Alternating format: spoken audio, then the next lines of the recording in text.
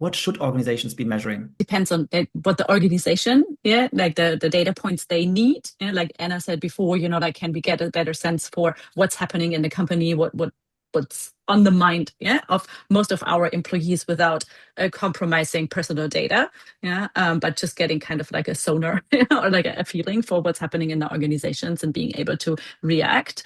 And then also what impact does it create in the individual and how can we measure that? Yeah, I'm more on the side of the like what we can we measure around the individual and what the AI coaching conversations, like can measure there. But I think, and I'm totally with Anna also on that. And I think you mentioned that too, that it's very important to actually tie it into the whole experience with the human coach, the AI system. Yeah. And yes, you can measure for individual impact, for is there a relation, yeah, is there has the goal been achieved, like how has the change in the person occurred, yeah, throughout the different let's call them interaction points, yeah, in the whole process. And I think we do not unfortunately have enough data on that yet, yeah. So that's something that we really need to measure a lot for. And I know that a few companies, I think BetterUp has released some data. I know some of the others are on that as well, on to better understand where it actually really helps people grow